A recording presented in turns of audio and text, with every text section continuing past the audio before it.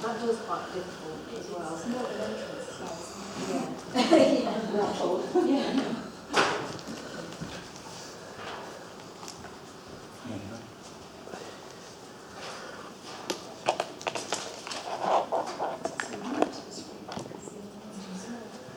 You enjoy the auction? Yeah. No.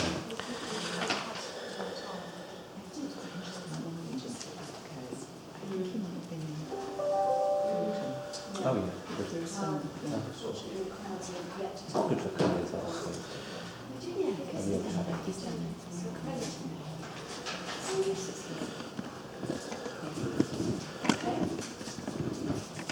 Oh, it's 11 o'clock, and I don't know where half the committee is, unless nobody's doing a boycott. I need to get a tissue. Not fun.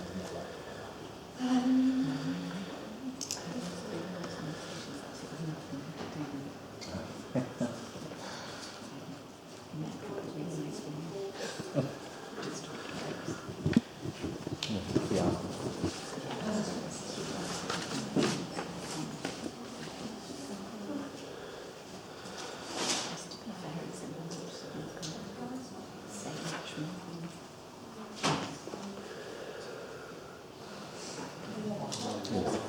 Good news line out of it.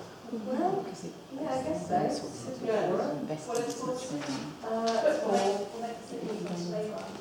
Yeah, let's make all the decisions.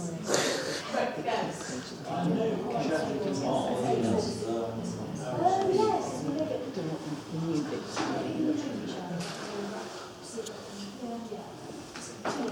There's nothing in there already.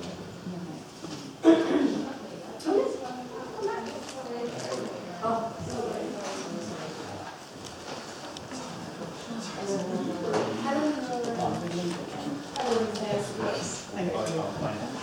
Sorry about that. 1 minute past. You're 60 seconds late. downstairs, isn't it? Right. Great. Welcome everyone. My name is Councillor Bartle. I'm the chair of this meeting. I won't do introductions for everyone. I will do safety information. If the fire alarm goes off, please make your way outside safely. Just follow the fire signs and send or by the cathedral. Apologies for absence. We've got Councillor McCowie can't attend today, so he's being subbed for by Councillor Mack. And Councillor Gold, I don't know where he is. He Should be. And Councillor Pompney is also here, presumably. Yeah. So possibly Sally. Not going to make you Jenny, sorry, can I just, it's always awkward doing this when you're already late, but I need to leave a bit early unfortunately today because I've got to get police and crime commissioners coming to my ward, and so if possible, if there's any voting, could that happen before 12:30? I don't want to miss the opportunity. Okay. It's not for me to control your agenda, I just, in that case, I'm going to have to give my steer before I leave, we'll work something We'll out. do our best. Yes, Yeah. no, I understand. I'm hoping to. Yeah, I don't know. I understand. No, it's fine. I just wanted to. That's fair my challenge. We'll do our best, but thanks for letting me know. Declarations of interest. Do we have any? No. Minutes from the previous meeting and decisions log. I know that Councillor Pompney did actually have a point about this, which is the edits that he wanted from the January meeting. He didn't feel that they'd been fully updated on this. So we're not going to vote on those again, because he's not happy with them again. To be fair, Chairman, if someone's not here, Well, okay. they cannot or can't be raised. I have a problem on behalf of Guy. There you go. So we're not going to vote on the January ones again. Yeah, the point that he wanted to make. The point that he wanted to make was previously he'd felt that you remember that we voted to say no decisions that are currently made by elected members would be not made by elected members. We all decided that, and he felt that that wasn't reflected in the minutes, so he wanted that strengthened. But minutes from February, does anyone have any points on those? Here we are. Jeff, you're actually sat there. This is where you make papers. That's good. Move the next day. Well, we can just make it. I like how we do it. So I have to go back to the papers. The reason I say I wanted you up here is because there is like a non-negligible chance that I'm going to have to leave this meeting literally half my lungs out. So you may need to step in. He's on standby. Okay. Yeah, Guy, we've just not approved the documents, but if there's anything you wanted to add about that. Can I just check in again on what the status is of that? Well, I felt there's a resolution that we ensure that no power shifts from being democratically, or made by someone who's democratically elected to offices. Yeah, so that's what the minutes do say. So it says the group discussed the principle about democratic decision making and all agreed that the current levels of political oversight must be retained, which included that all decisions currently made by members must continue to be so. Okay. Thank you. All right, so shall we take both sets of minutes as accepted, or does anyone have any other points? Great. And has anyone got anything about the decisions on as well? Because we're also accepting that. Right. Okay, public forum. I'm in control of the screen, and I don't have public forum up. Does anyone want to have it on the screen? So I can tell you. Okay. All right. Questions from Suzanne? Right. Questions from Suzanne first.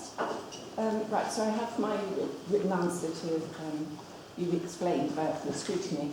I just wondered with the escalation panel, who actually can refer something to the escalation panel? I'm sort of thinking when Clive Stevens' concerns about Bristol Beacon were quite rudely dismissed by the current administration, and he turned out to be right. So if someone's very worried about something, how do they take it to the escalation panel? Yeah, we haven't decided that, is the flat answer. Yeah, it's something we need to look at. Does anyone want to add anything? Like, all we can do is give our opinions on how we might think it would work, but it simply hasn't been decided yet. Chair, though we didn't decide, we did sort of say the principles would be similar to what the current calling principles were, which, just to sort of clarify, I think it's 2 members of council need, is it 2 or 5? 5. What's 2 then? I don't know. Right, 5 members of council. Thank you, we've just got enough to do it. We've got to stop using members. We're getting so careless. So that's an answer. Is that? Well, in amongst the laughter, I didn't quite catch the answer. So apparently it's 5 at the moment. What we generally agreed a councillors. similar principle to what was before, but that may alter when we get to the detail. But at the moment, So is that 5 councillors across the whole council if Yes, they were worried any about it? councillor. Great, thank you. Okay. I think you've got a second question, a second supplementary.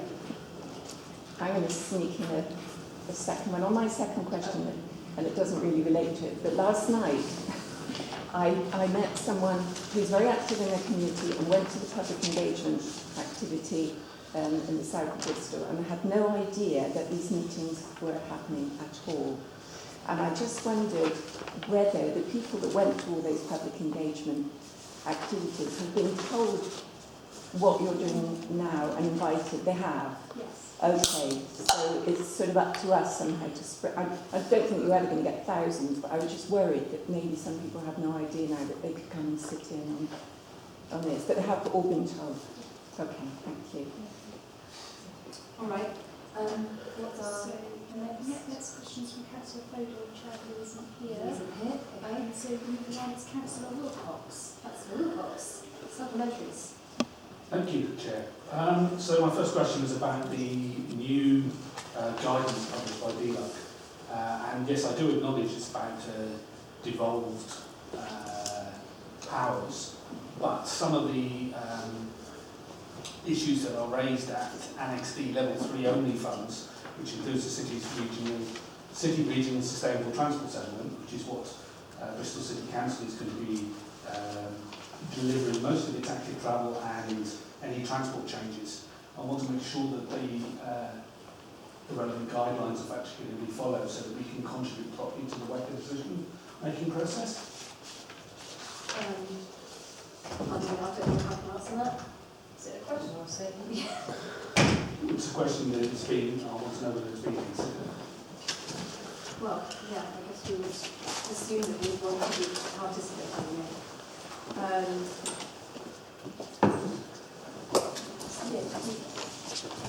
Yeah, I guess, yeah, that's the point. Partnership arrangements will be later in the year, so it might be discussed in more detail at that meeting. Yeah, right. Brian? So it's right to me, given your question concerns principally kind of what the public or an ordinary person would mean by scrutiny arrangements. There's a concern that because we've already put a paper through full council, that some options for that include potentially recommendations might have been locked off. So I think probably a commitment to revisit that is more important than a commitment to build something new in the future. I think... I'm very confused, sorry. So, shall we read out the question? Can you read out your question? Or we can So, yes, it's on the screen. No, it's not. I've got it. I've got the I screen. can read it out. Screen. So there's some preamble, isn't there, Councillor Wilcox, and then can the members of the committee assure us that this document, so this is a document from DLUC, which is about devolution. Yeah, keep reading it. Okay. And they put some guidance in there about scrutiny. And so Councillor Wilcox's question is, can the members of the committee assure us that this document will be factored into the design of the scrutiny system for a committee model based on this? Correct. Thank you. Right. So, I suppose the answer is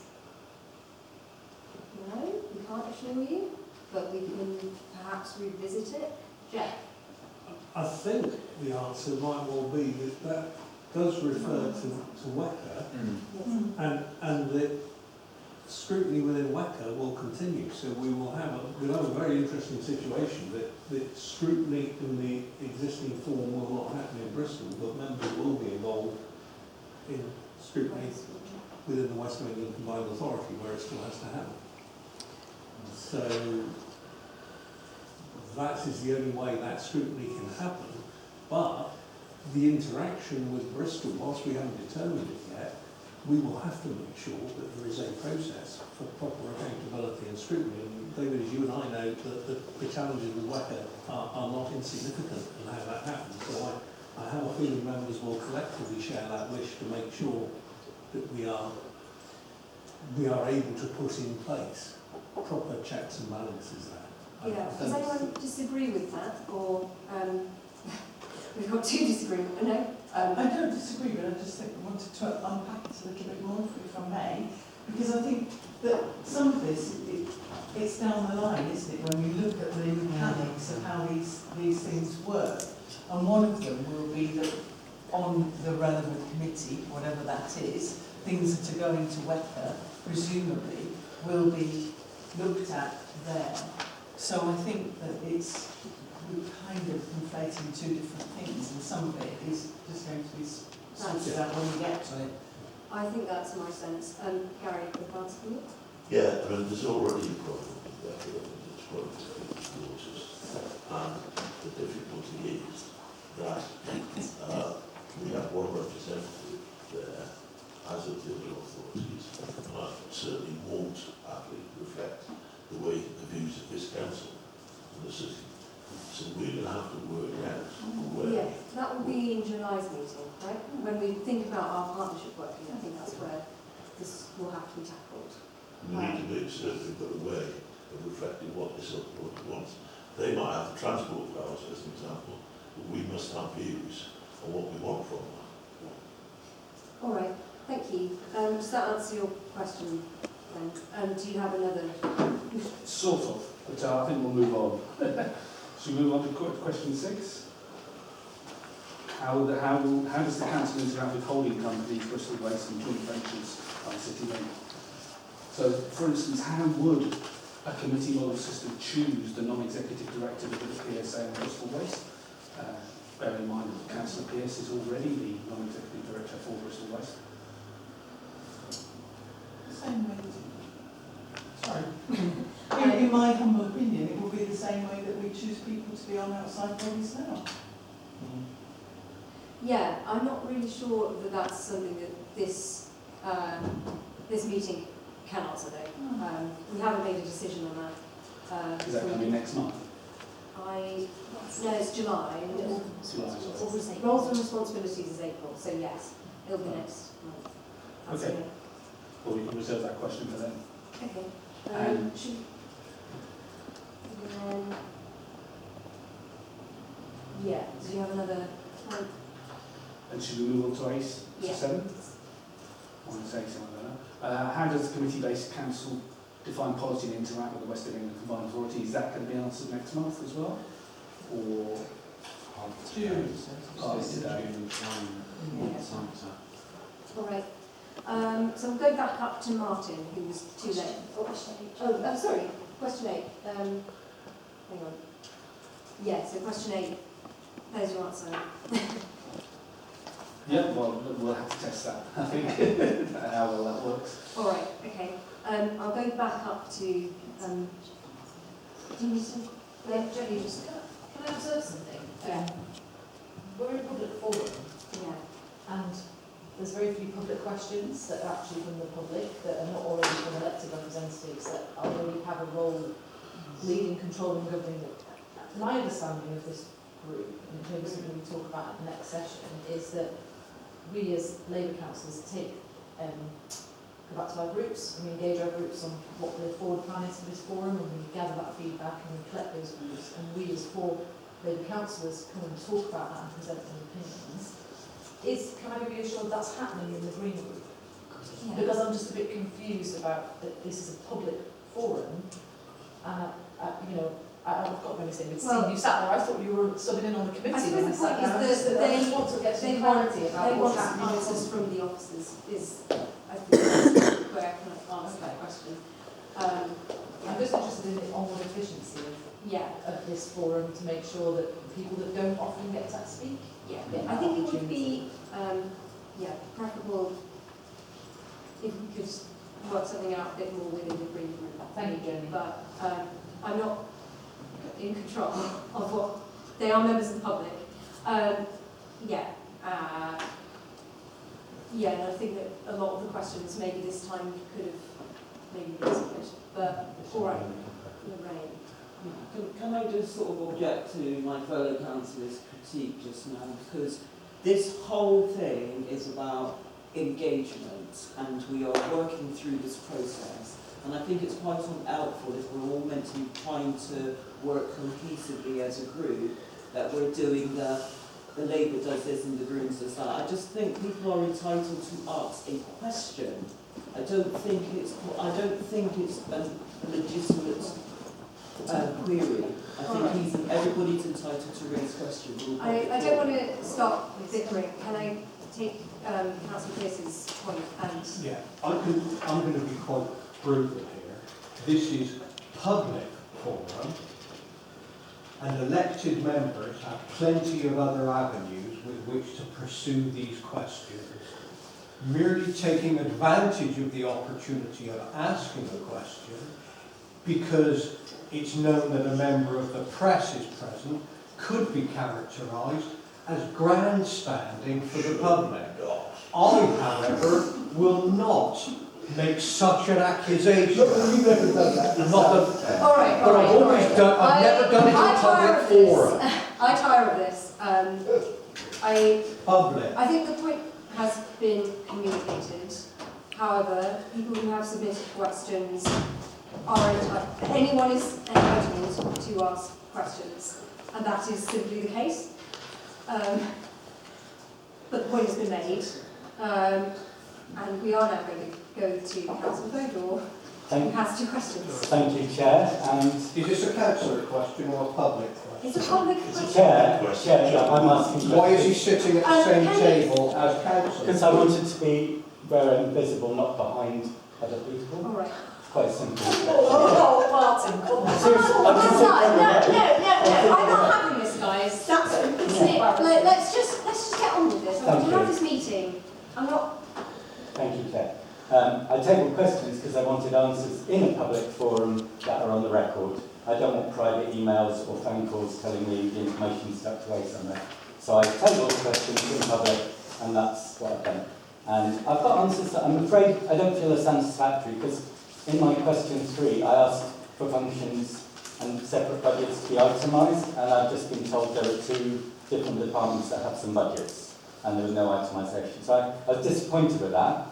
The second question is, I thought, a really helpful and constructive one, asking about comparator arrangements in other authorities that we compare ourselves to, the core cities, which we're constantly told we're one of the 10 core cities. And I was just told they do things differently, that's up to them. Again, I didn't feel that was particularly helpful because, and I don't blame an officer for not having the resources to do some research. I think what it highlights is the absence of a well-researched process here now to help set up a... This isn't a supplementary question, though, is it? Well, will that research be done? Because we can learn from it and then set up appropriate processes from what we judge to be the best of our comparators. If someone is suitable. Yeah, so I guess there's a question to the group. We've spent several months gathering information. It's not here. The first It's not here. I've got 2 lines. We've spent several months as a committee talking to other authorities. Your members sit in the group, but and will no doubt have fed this information that we've been gathering information from the LGA, from other committee model councils and authorities. We've gathered that information and they will no doubt have disseminated it to your group. Because that is what we have done in our group. Chair now or what? Yeah, all right, I can chair from anywhere in the room. No, you don't. Okay, please. I prefer it if you did. Yeah, I'm going to just make the point. Well, can you make the point you just made to me, Tim? Yeah, and cool. everyone listen. Thank you. Because this only moved to public a couple of months ago, so I think the information should be made public. So I think the point, Chair, that I think is beneficial for the committee is that there will be a lot of work that we need to do to review and establish what budgets will be required moving into the new model from 24-25 onwards. As members will be aware, we have task and finish groups that work on an annual basis around budget preparation, and I would expect there to be a detailed piece of work that looks at what budgets are required moving into 24-25 and where they will sit. At the moment, we haven't done that piece of analysis, but I'm rest assured that we will be doing that in good time to support the budget planning process for the next financial year, or 2024-25. Right, that's your answer. Thank you. Okay, thank you. Are there more public forum things? Right. Okay, great. Right, that's that then. I'll take the screen now. Right.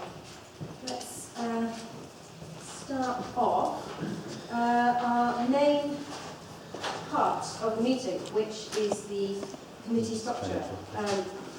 Yes, it's finally the committee meeting about committees. Yeah, I'll let Tim do a short introduction for the benefit of the public. And I'll just have a report up here. Okay, thank you, Chair. So I will be fairly brief, but I think it's important to recognise that this report contains quite a lot of detail about what the potential structures of the new committee model will look like. First and foremost, there's a legal requirement that full council will have some defined responsibilities that are set out in regulations, and that they're included in the report. There's also the expectation that I think we have a number of functions that are currently discharged by full council, and those functions will continue to be discharged by full council from 24 onwards.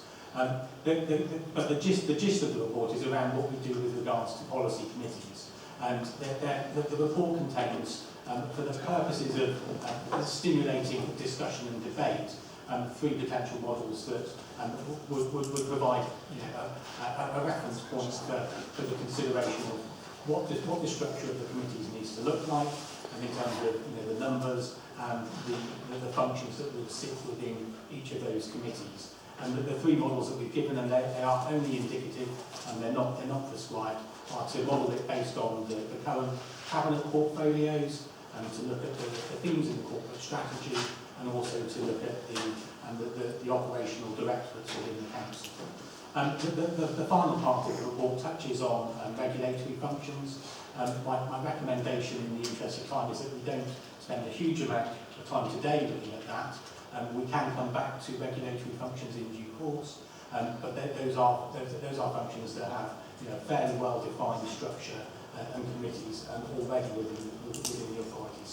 So Chair, that's all I propose to say. I think that the focus of the discussion and debate today, there's a number of questions to still actually around the policy committees, the number of those, and where the responsibility should sit. All right. Thank you. Great. Did anyone have any questions first?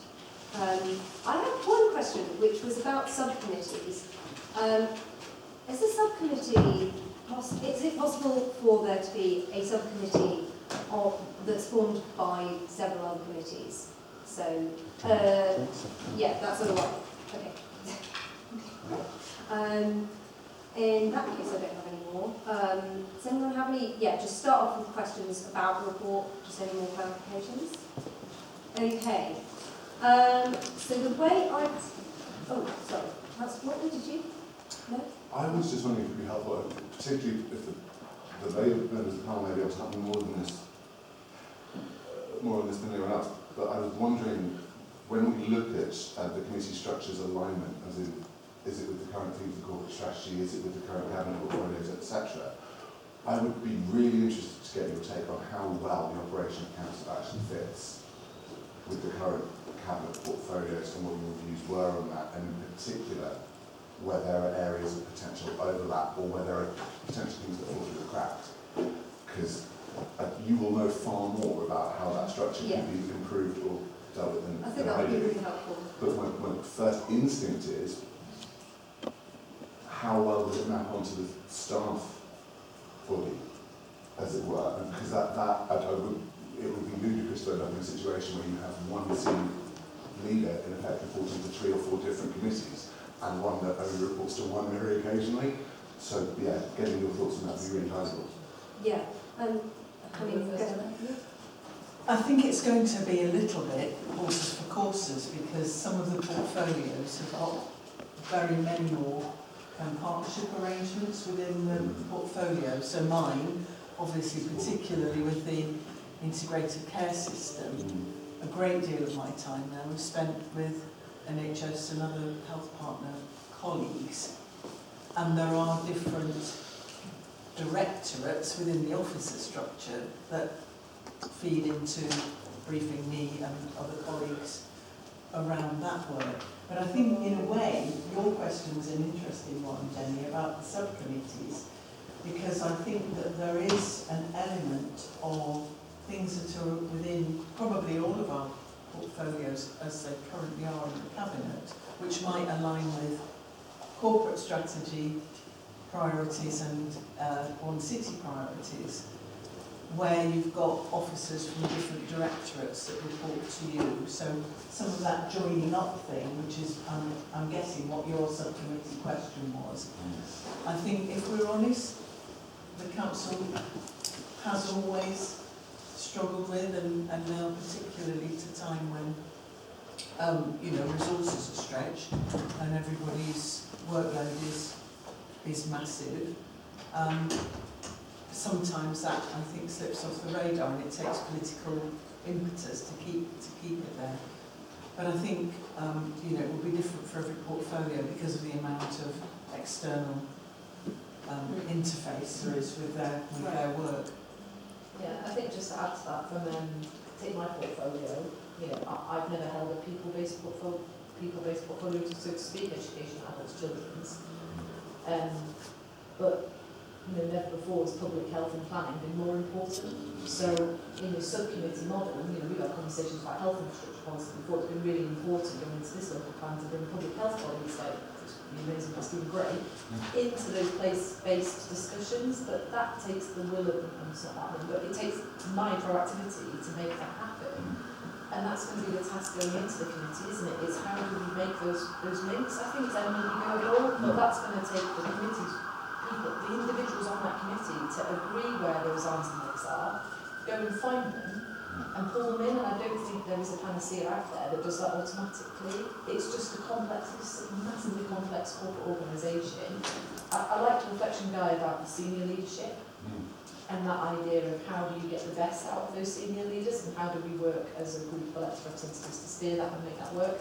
I hadn't thought about it from that lens, and so I think that adds something to this debate most definitely, because you don't want those senior leaders in endless meetings, because they need to be doing their job, and so you've got to use everyone's time as efficiently as you possibly can, and so I think that's an interesting dynamic. But I guess I'm more positive about the concept that wherever we land, it's going to be for the discipline and kind of leadership of those individual committee members to agree their priorities and maybe take leadership roles within that committee to go and chase those things down. Do you know what I mean? Then you've got 6 heads where you've only got one at the moment. There is an opportunity in that. So that's kind of my overall reflection of kind of the model. I will just also, I'll ask the room, do we want to hear from Ellie King, who is here? Do people want to? Yes? Or yes! If you don't, I'll come to Gary first, and then I'll let Ellie come in if she wants to. I'll just reflect that my portfolio. Sorry, I'll let Gary come in first. Of course, it's got to be something. Otherwise, it just be a function that I think what we need to look at very quickly is the present portfolios, because there's a great long list of things, much longer descriptions than I remember being able to gather them in terms of detail. And also, of course, the set of rules with one reader and other cabinet members, whereas in actual fact we're going to have to work out how to distribute some of that power, either for council in some cases potentially, but also amongst the committees. So we're going to have to work out how we equalise that process. Yeah, thank you. And yeah, just quickly go to Ellie. Sorry.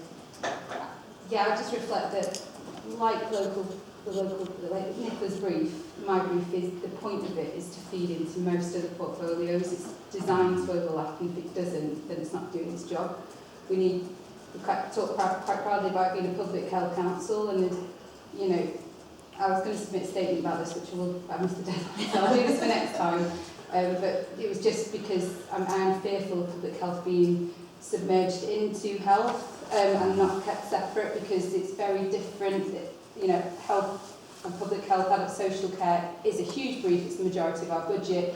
It's an enormous responsibility that Helen Shine is doing, but it's not the same as public health, that prevention work, that looking at health inequalities, can we get upstream, and that feeds into all the other portfolios. I have joint briefings with transport, with housing, with the local plan, with all of them, because you need that feeding in. And we've got members of staff who are in transport who used to come from public health, so you've got that lovely sort of synergy between those different areas, and so they can bring that experience into those briefs. So it's the point of public health to stick its nose in everyone else's briefs, and that's the value of it. If we lose that, then that preventative work will get lost within the adult social care, because that's enormous and it needs its own dedicated committee, in my view. Okay.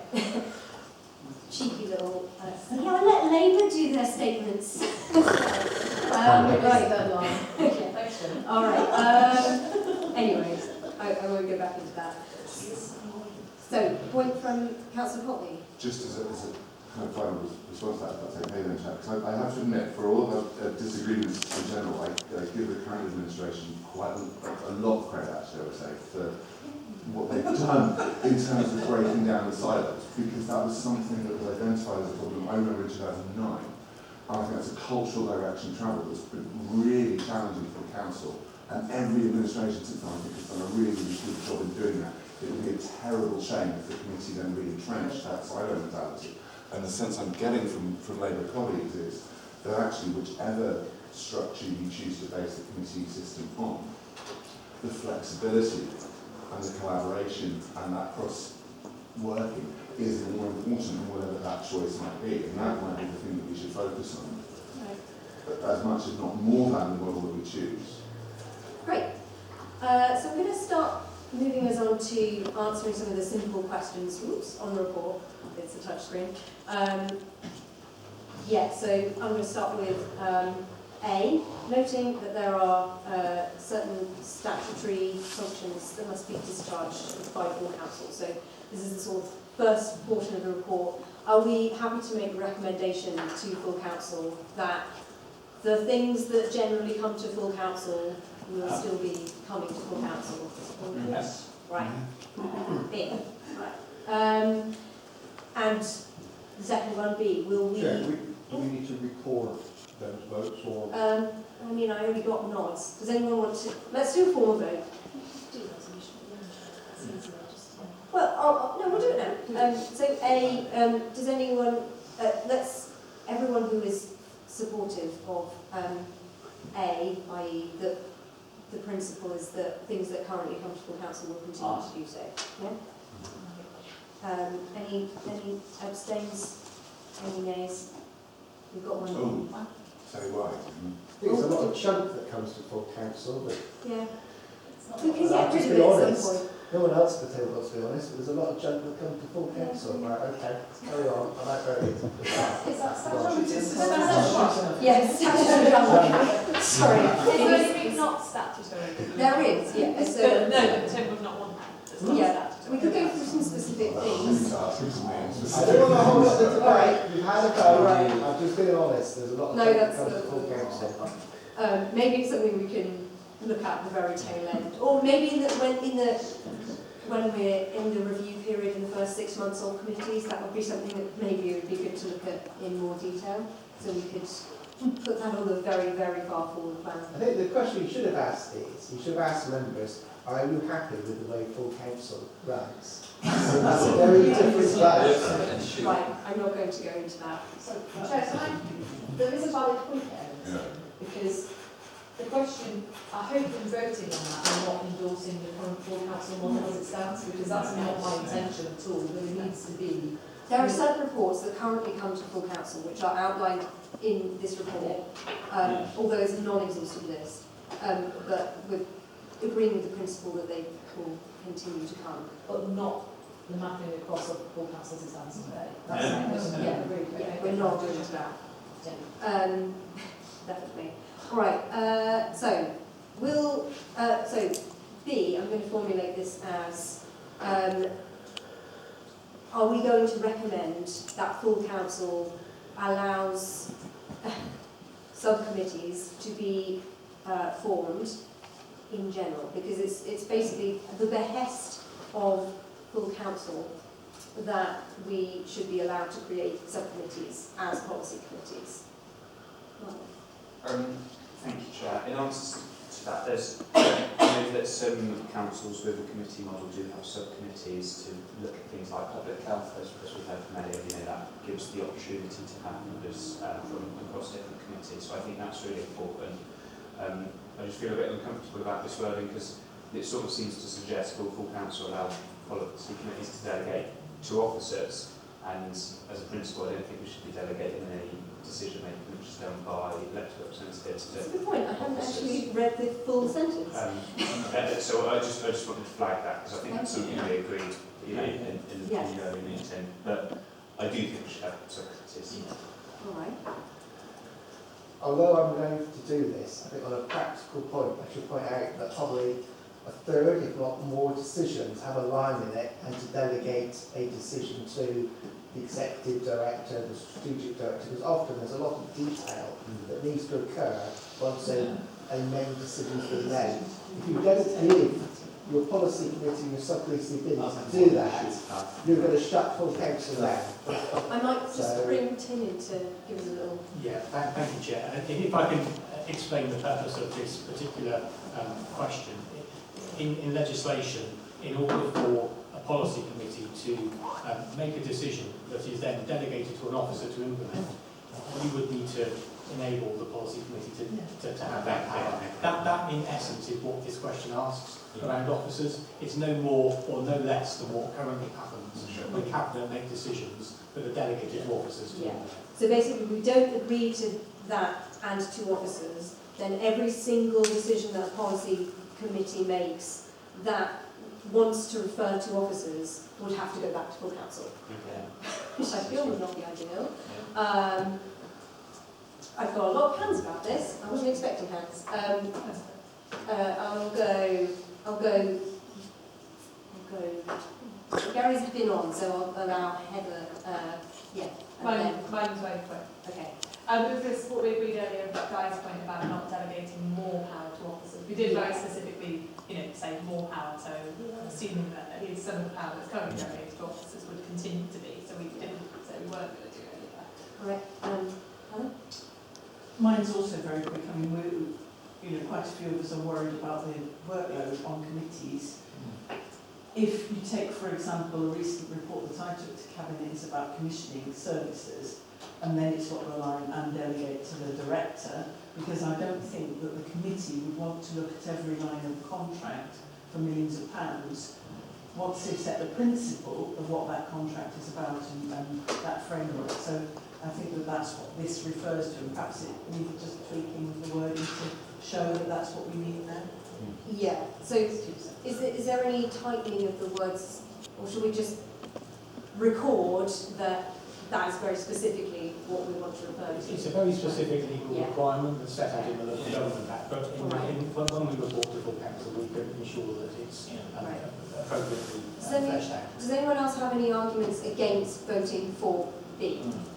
Yes. Right, basically, yes, we have to delegate to officers, absolutely. In practice, I think there probably are a few of the more mundane things, all of them that can be done in office. The key thing is that that committee has got to have the power to re-examine if it needs to. So in other words, effectively call it, because it's fine given the power of the officers. And then if you suddenly find out something unexpected, and there's an enormous problem, the committee needs to pull that back in. Yeah, I don't think that's precluded by this vote, though. All right, so we'll vote on B. Is everyone in favour? Up? Okay, that seems like it's everyone.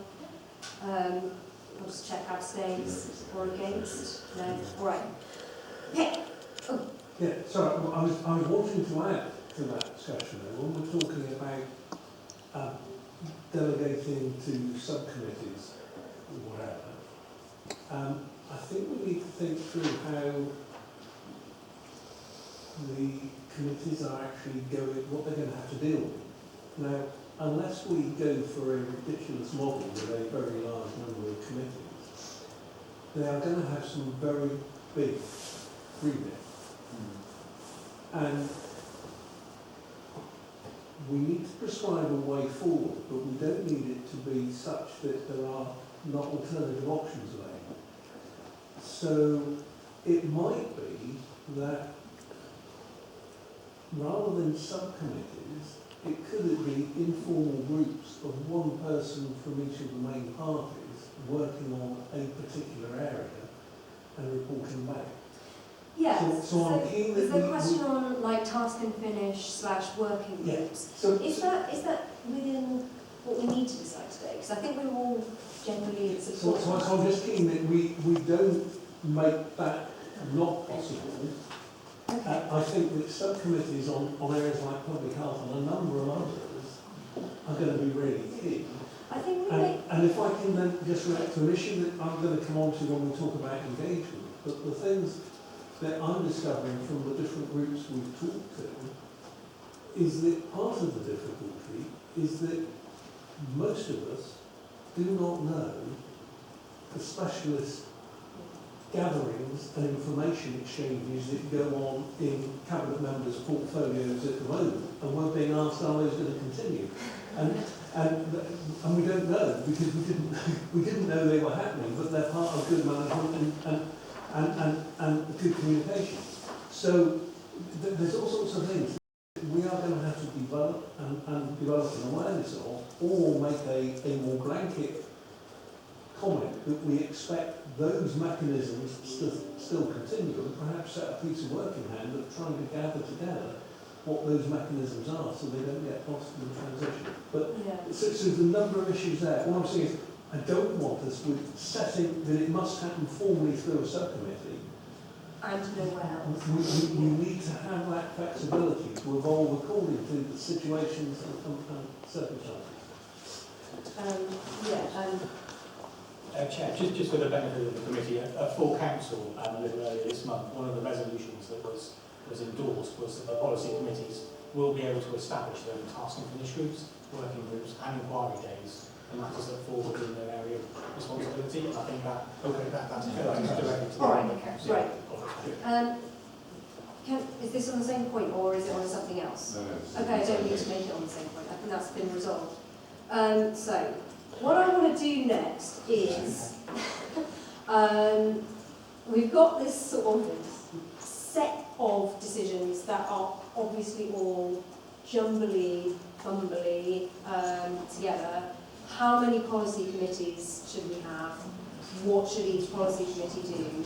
Should there be a policy and resources committee? The first thing I wanted to talk about actually is the policy and resources title.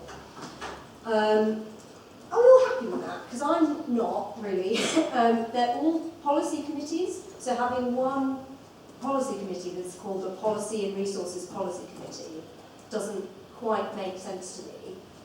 I was thinking we could maybe talk about what role, if we want to have one of those committees that is made up of, a super committee or whatever it might be. I'd like to start just getting the general opinions of the room,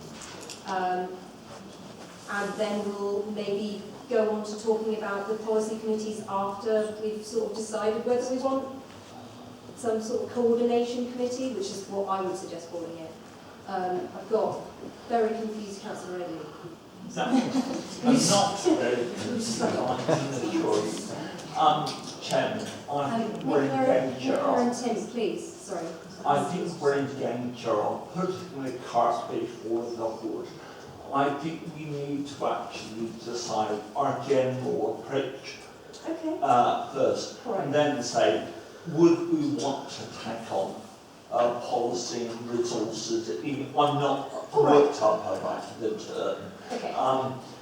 If we're actually doing that, my personal view, I think we all want to cross-party decide a structure which gives flexibility and efficiency, good government decision-making.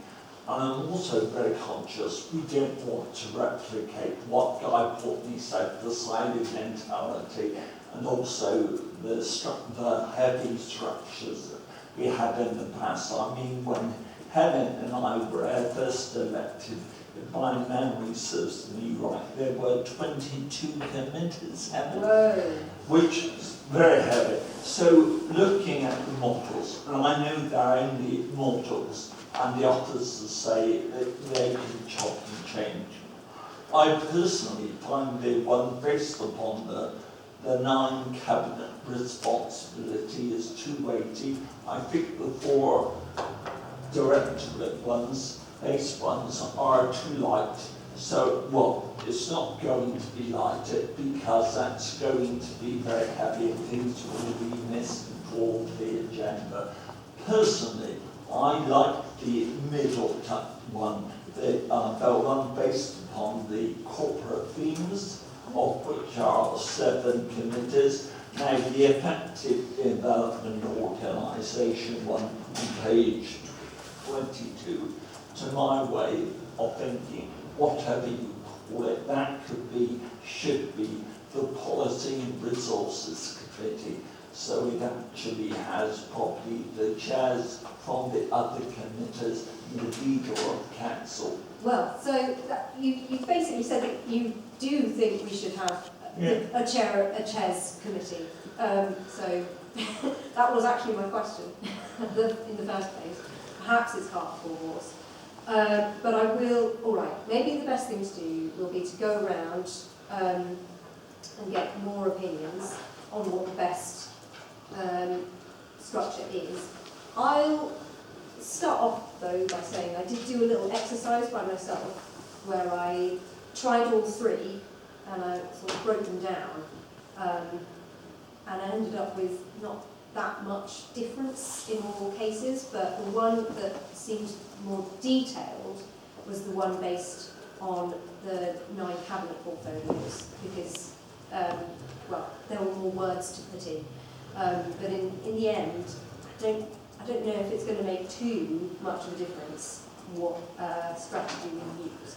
But I will go round. I'll go to Ines. I absolutely hate to say this, but I agree with Councillor Day on what he said in terms of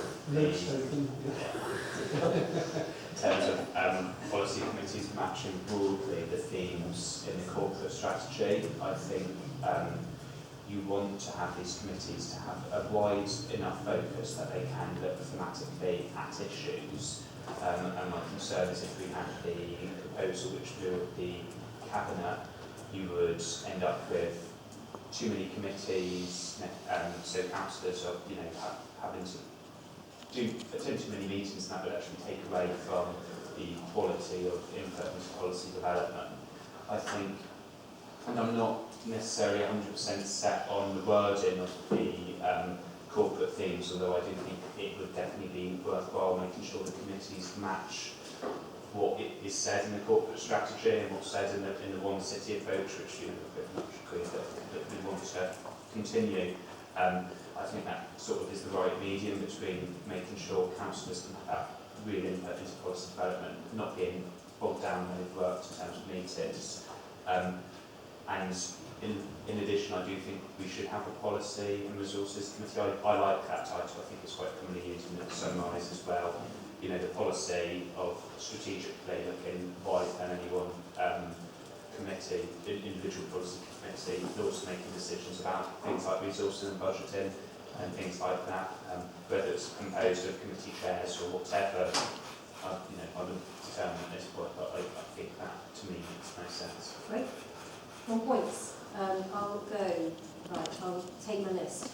So, I'll go Lorraine, then I'll go, can you make your hands clear if you've got a hand? Right. I'll go to, oh, have you got it? You're on the list. So, and then I'll go, I'll do a little bit of political balancing. So Tim, then Heather, and then Jeff, then Steve, then, okay, so everyone, great. Right, you're on first. Thank you. So I've been sort of looking at potential, I'll just keep it nice and simple, potential committee headlines. And obviously I don't really care whether it fits into the current model or not. I'm just thinking about what might be useful for committees moving forward. So I've sort of ended up with 8 headlines, and obviously for those of you who are on committee, you can sort of say, that sounds okay, that doesn't sound okay.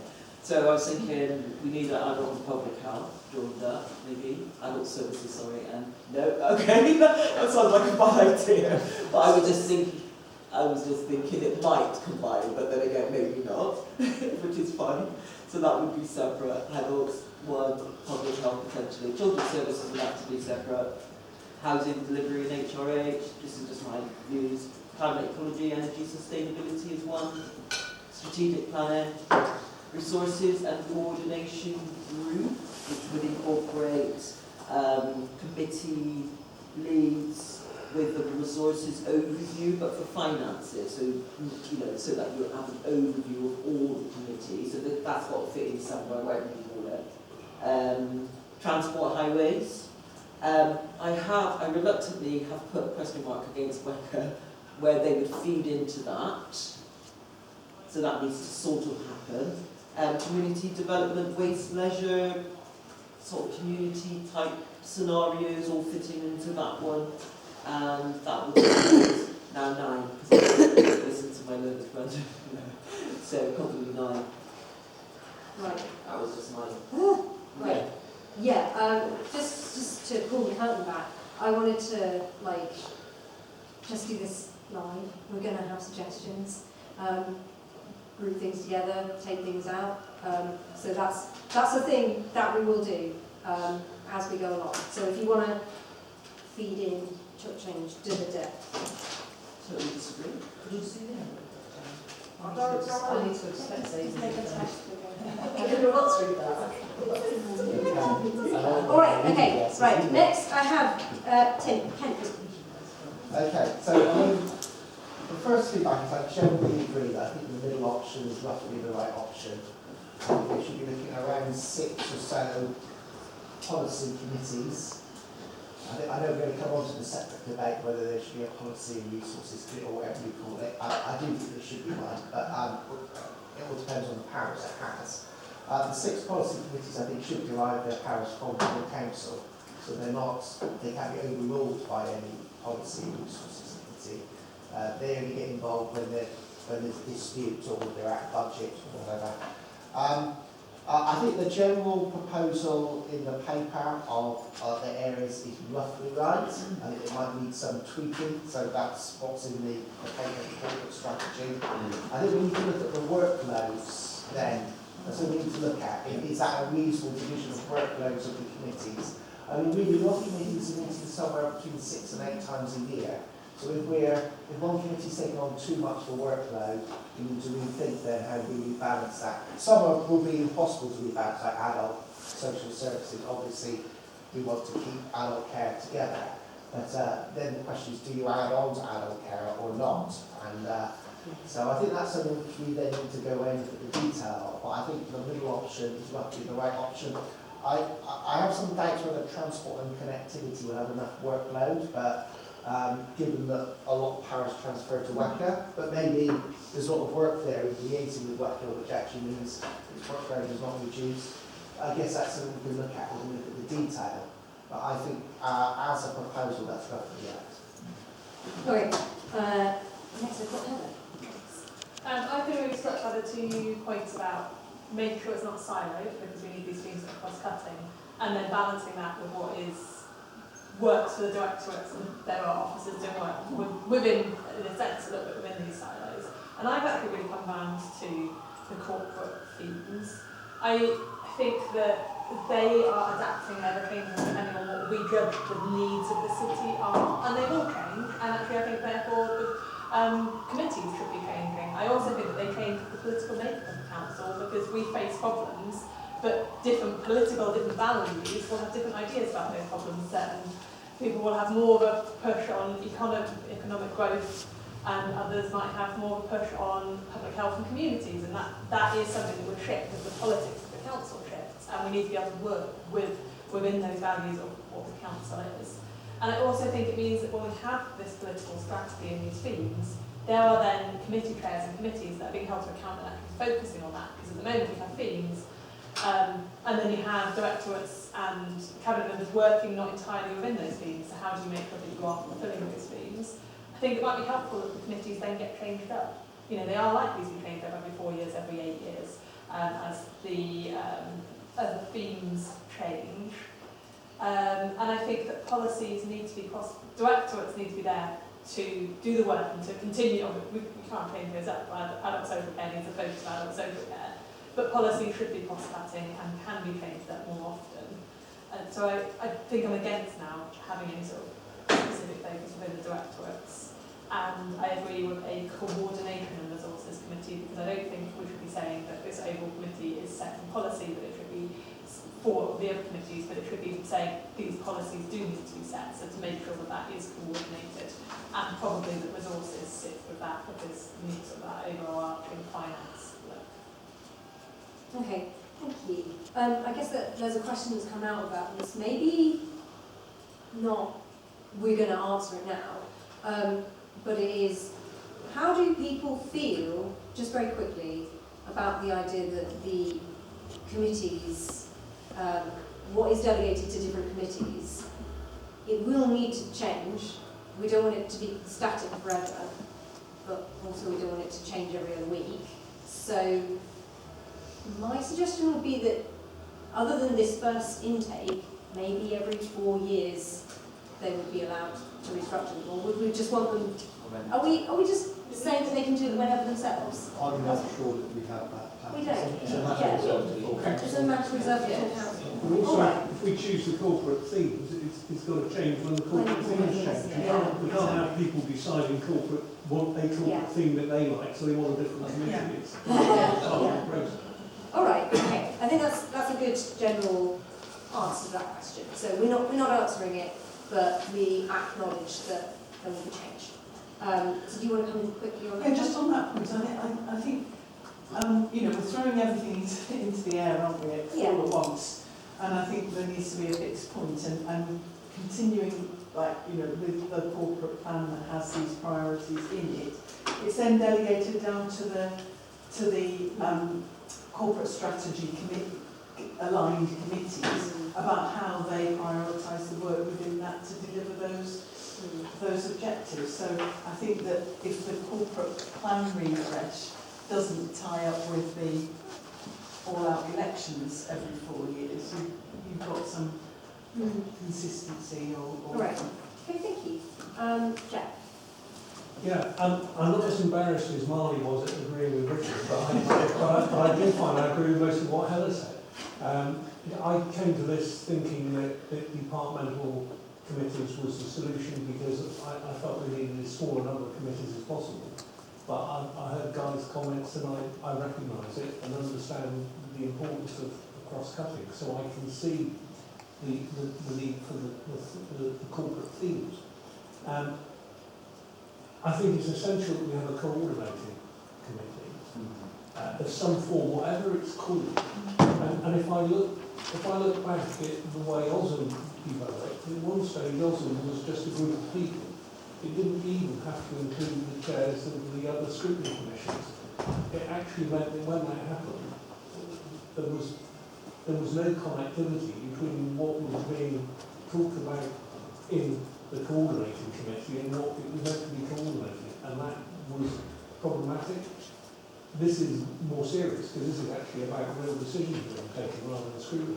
So there has got to be a coordinating role. A personal view is that I feel uncomfortable at the thought of budget, finance and resources being dealt with by a committee that is made up of all the committee chairs, which actually reduces the number of backbenchers who are involved in that process, particularly from the largest or controlling group. It would all be potentially equivalent to front benchers. And I think that would be potentially damaging. I think the one concern I have, if we go down the corporate themes, if we put a coordinating group on top of that, it would be the need of the size of that committee in order to be proportionate. Because if one assumed that the controlling group appointed 4 chairs, you would need a committee potentially of 14 or 16 people. And So I have a concern about how that would work in that capacity. But I do reiterate, I do not think a resources decision-making body that is for the senior councillors is the appropriate way to go forward. I think it is important that that group includes a wide range from all parties so that one is actually developing an awareness and knowledge and professionalising that knowledge. Okay, that's a very specific point that I feel some people might want to come back on. Guy is firmly saying, so I'll step out of the queue and insert. Thanks, it's a question similar to us really, because the question's bubbling up in my mind. If that committee is made up of the chairs of all the committees, and chairs of all the committees, basically, if it's a committee, does it have to be proportionate politically? Because then it can't potentially be made up of the chairs of each of the committees, because then they will be from the same.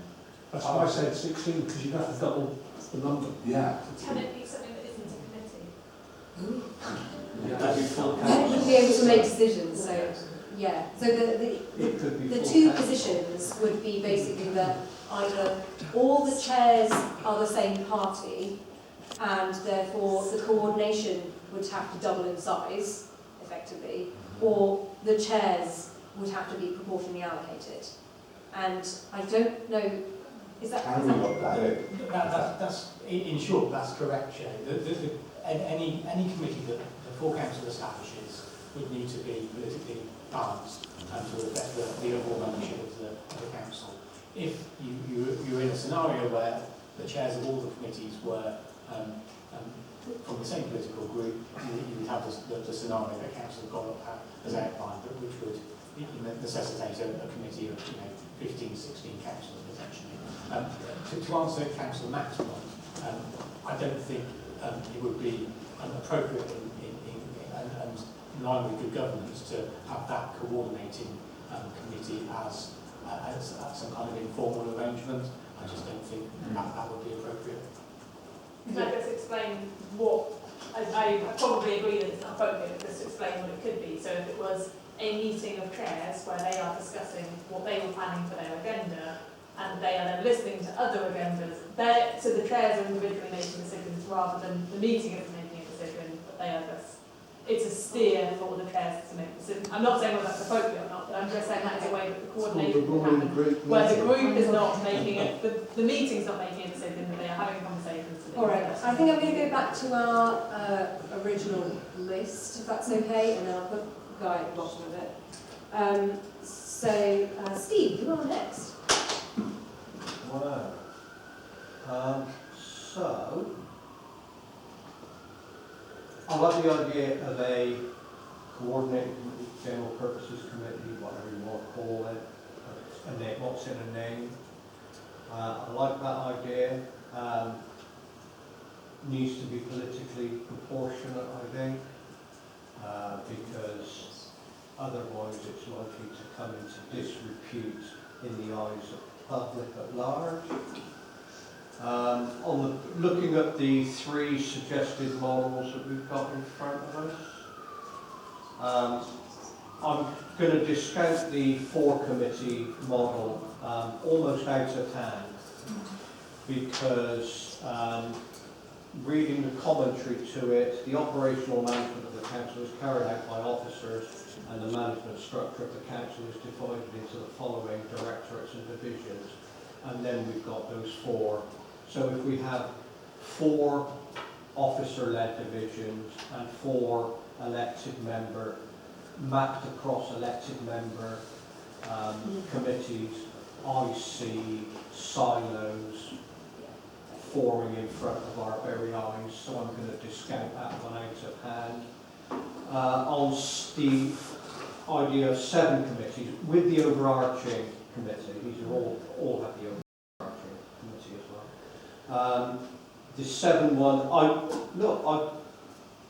I've been changing my mind as I sit here, though not much, colleagues will be delighted to hear. this is a structure that reflects the current themes in the current corporate strategy. Now, with each cohort, the strategy, political priorities are likely to change, even if the city's priorities don't change. This is going to be a bit long-winded, I'm afraid. But hopefully it'll be worth it. So I think at every change of political makeup in the chamber, we might need a new corporate strategy and then mirror the committee structure to that strategy if we hold with this model. I don't, I have to say, and there are reasons for that.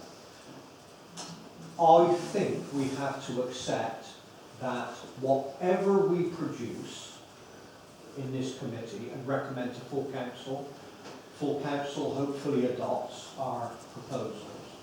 But whatever is produced will be out of date the minute the next council comes in, because they will have their own ideas, and no plan survives first contact with the enemy, as a little corporate once said.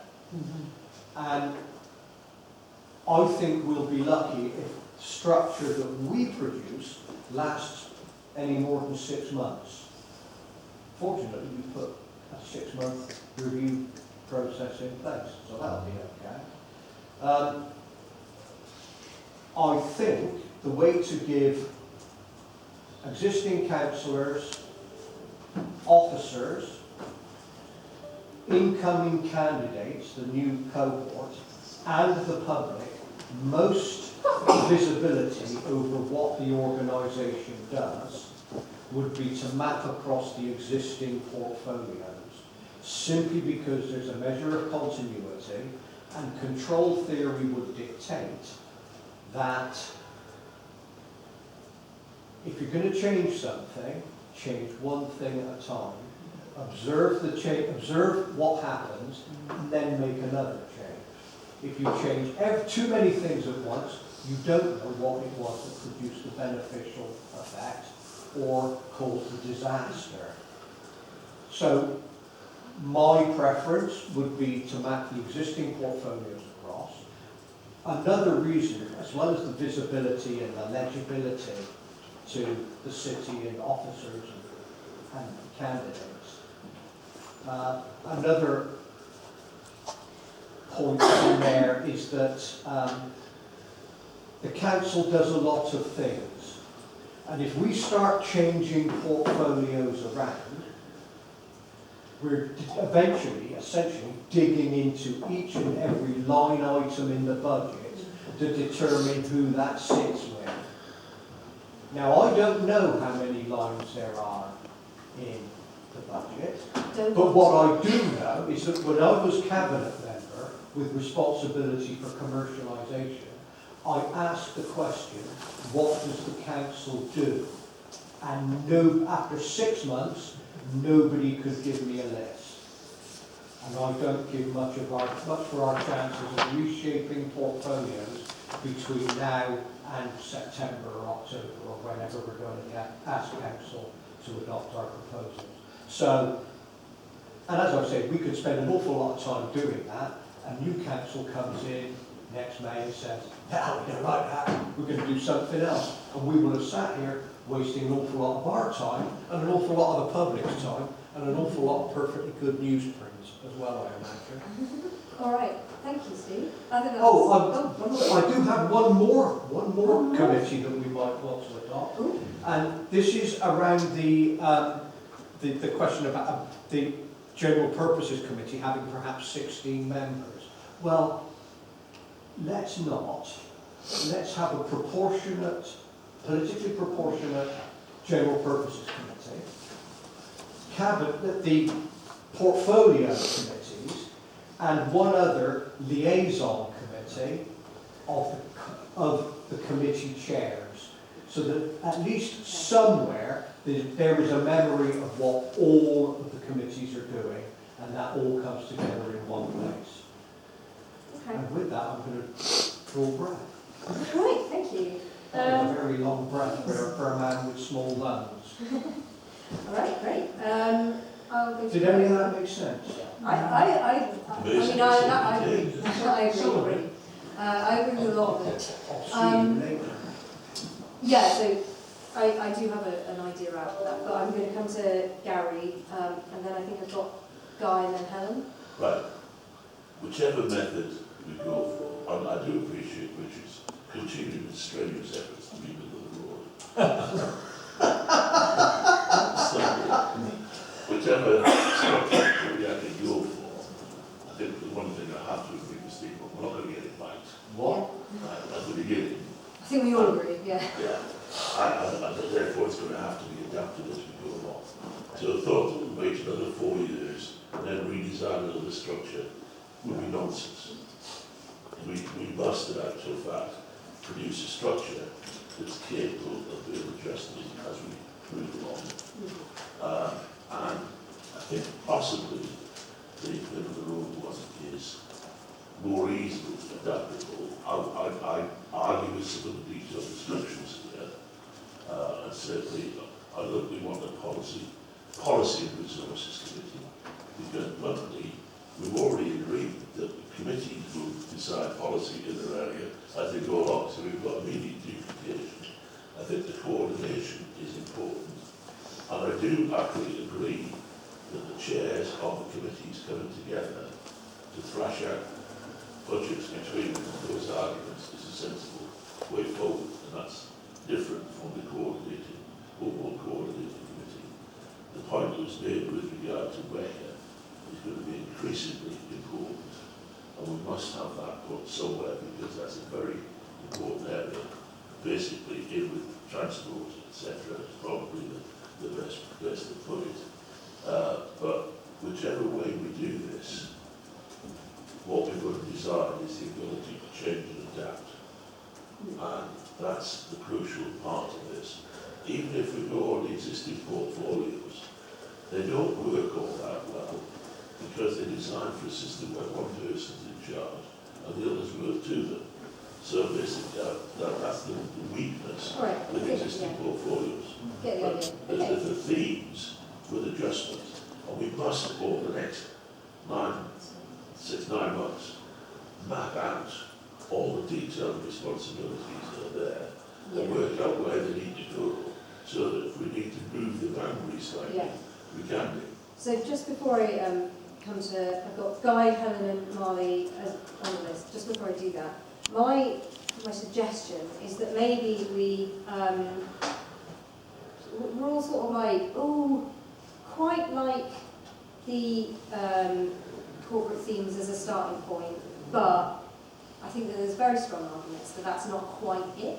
Yeah. So my proposal would be that I maybe copy this onto a page, and then I copy this, which is current cabinet names, and maybe like there's a little suggestion of things that I came up with.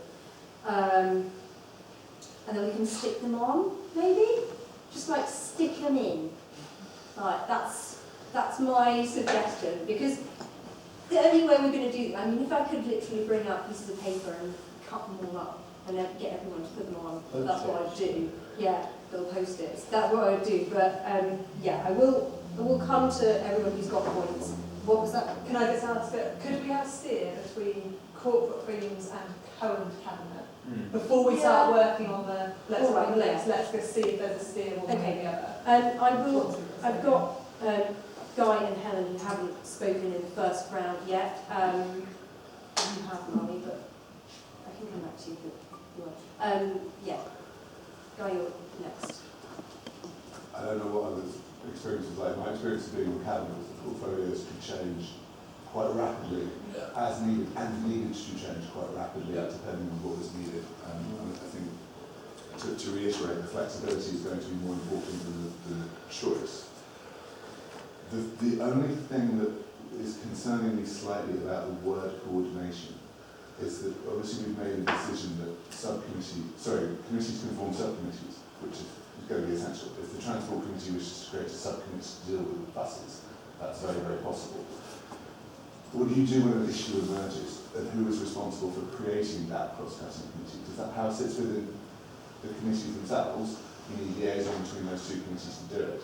If it sits with the chairs of those committees, that can be faster but less accountable. If it sits with a coordination committee, that's far less accountable again.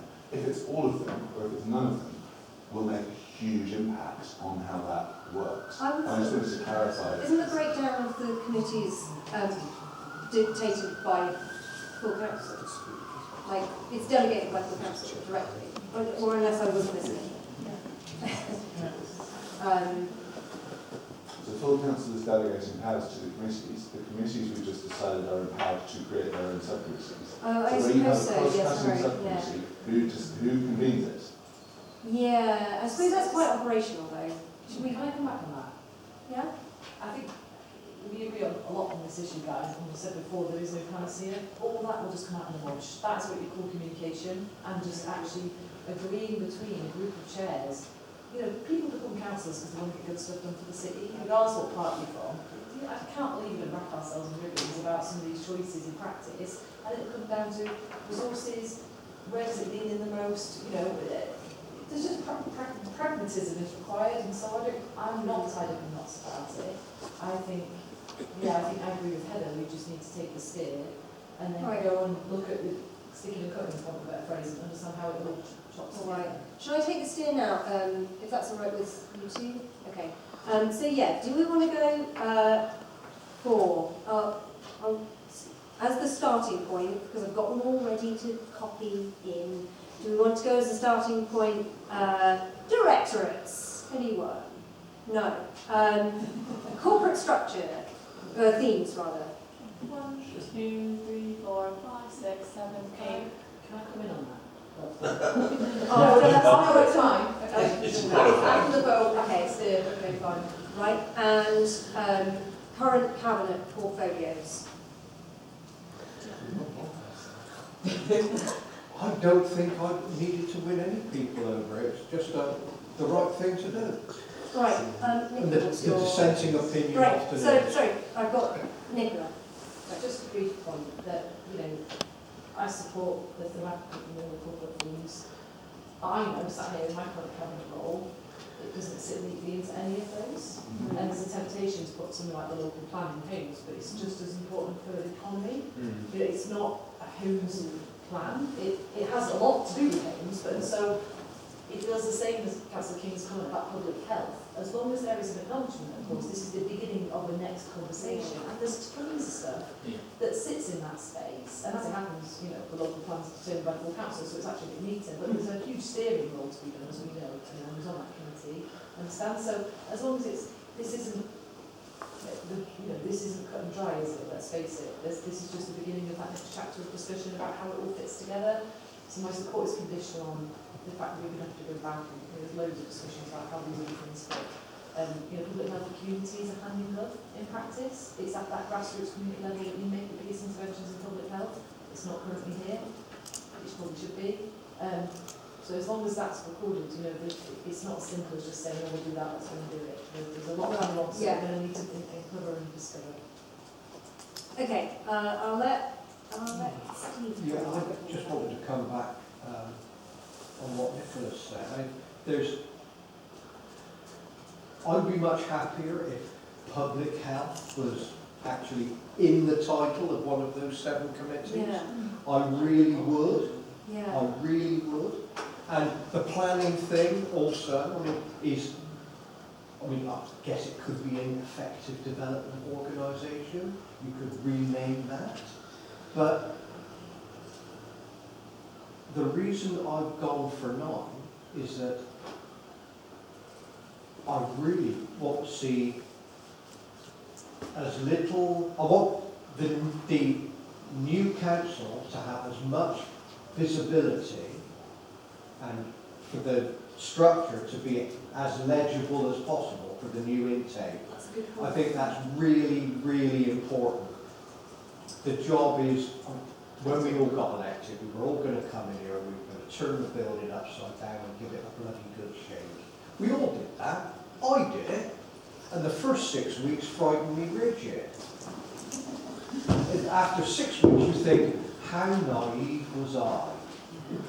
All right, shall we? But it I've got a lot needs of to hands, be, sorry. there So, needs yeah. to be a lot of legibility in that reading All right. across. And if we try to map stuff across onto another structure that will be wrong, we're doing an awful lot of work to make the organisation less legible, and it ain't going to work anyway. Yeah. So I wonder if there aren't actually better things that this group could be doing. Seems to me that we're going to be expending an awful lot of resource, our time, officers' time and energy on doing this stuff when we've all got more important things to do. Not Feel least, free to leave any time. not least writing a new constitution. Right. Okay, I have lots of hands that I think Sorry. I'm kind of like, I just feel like we maybe need to start buckling down. I'm just going to come in with my point, because I haven't made that many points. I thought this was the worst way of doing it, because when I did my own personal exercise, I got these, and I was thinking, like, exactly what Nicola just said about her own portfolio. Where is strategic planning? Exactly what Ellie just said about her own portfolio. Is public health just a cross-cutting thing that therefore doesn't go in them, or does it, like, is health, where's adult social care? Like, all of these, like, really big name things that I would have said, adult social care, that's a committee, probably. I don't, like, and also, I don't know, I think what we really need to focus on, if this is our approach, is the size of responsibility of each of these, because I have no sense whether these add up. I also want to ask where we're just going to put that to one side. Probably will just put that to one side. Let's not even ask about Weka. So those are my initial thoughts, but I think probably what we really need to focus on as we do the rest of the meeting is which of these to you, we've got this list, what looks like it's too much responsibility or it's not enough responsibility. Sharon. You were first, so I'll go to you, Guy, and then Tim, and then Jack. Oh, sorry, you two, yes. Sorry. Yeah, Helen first, sorry, I lost my list.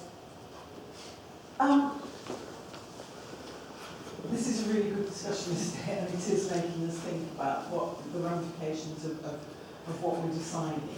And I think that I'm still in favour of going with the corporate strategy themes, even though those just flat as they are. Those are, well, not as they are, because I think one of the things around that is that the names are important. And I think some of us here will remember that we had some very, very woolly names way back in some of the cabinet portfolios, which nobody got. So it's got to be very clear to people. The corporate plan, the corporate strategy, is 22 to 27. And I do think that one of the things that we keep saying is about not handing officers loads of powers that currently sit with members. And the thing that would horrify me is that next year, when you've got a new cohort of councillors, within 5 minutes they're being asked to write a new corporate strategy. And the one thing that would happen then would be that it would be very officer-led. I think if you look at those on page 22, the bullet points about what the themes are, nobody would disagree with those, would they? I mean, surely nobody comes, gets themselves elected onto the council to not be a city where every child belongs and every child gets the best start in life, whatever circumstances they were born into. The how is the business of the committees. That's what you'll be handing to the committee for them to work out what needs to be in place for them to deliver that theme. And the same is true of all of the others. I looked through them really carefully and thought, is there anybody in our current cohort of 70 who thinks that these aren't what we need to do, but how you do it is very much going to be different for everybody.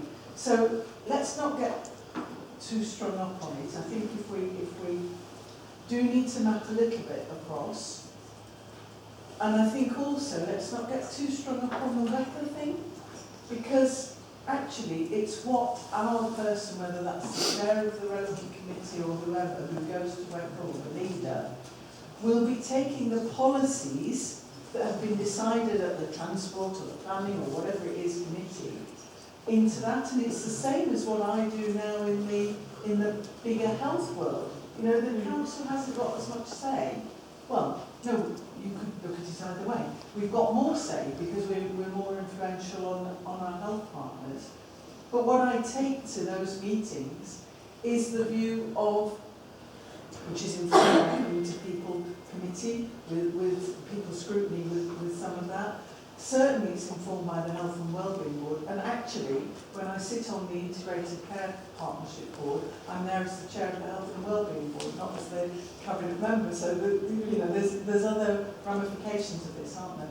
But I think that let's not hand the new corporate strategy writing to a brand new council. That needs to be, it might not go through to 2027, it'll be up to the new council, won't it, to decide at what point that is refreshed or rewritten. But recognise that the discretion over what the policies become is at committee level, that then goes to council, but it's to deliver those objectives and nobody can argue those objectives. All right. I want to really focus our discussion as much as I can on getting these words on this column, what we want to start off with.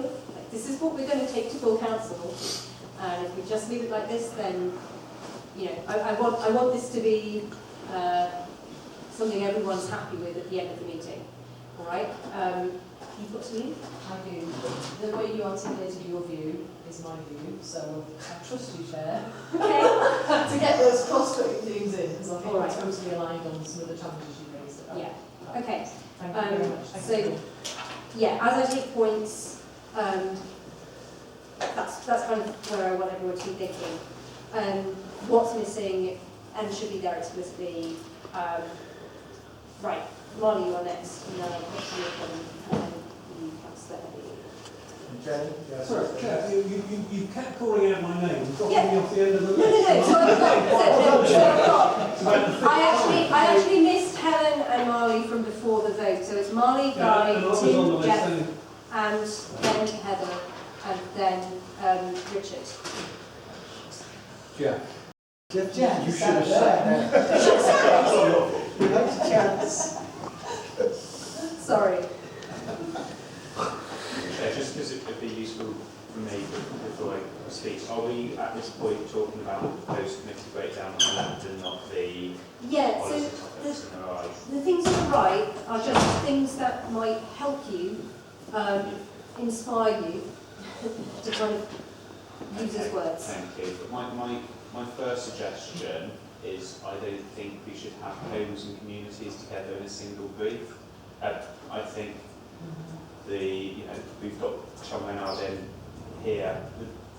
The challenge of tackling the housing crisis, I would say, is its own committee, and it's having something like communities. I think that potentially, and I think communities potentially ties quite well with public health as a broad theme. And if we do want to have public health in the name of the committee, then something like public health and communities would work. But I am conscious I don't want to be creating many more committees than I've agreed to, so I think there might be some further tinkering needed, but that would just be my initial suggestion. I can't see Ellie, but I think she's not in, so... Very much so. Good. Okay, Guy, you're next. Sorry, Sharon, I was going to do a proposal that's quite different from the exercise that we're doing, so I'll drop that. But just to say, I totally appreciate what Molly just said, but I think as far as the legibility goes, having neighbourhoods and communities in separate places doesn't help with legibility for the public. I would keep it as simple as humanly possible, and recognising that I think the biggest challenge in all of this is going to be what doesn't naturally fit into one of these silos. The benefit of the cabinet structure was that you have one person who in effect has total power over that coordination and what happens with those. There's be a leader of council, be a mayor. There needs to be a process for replicating that.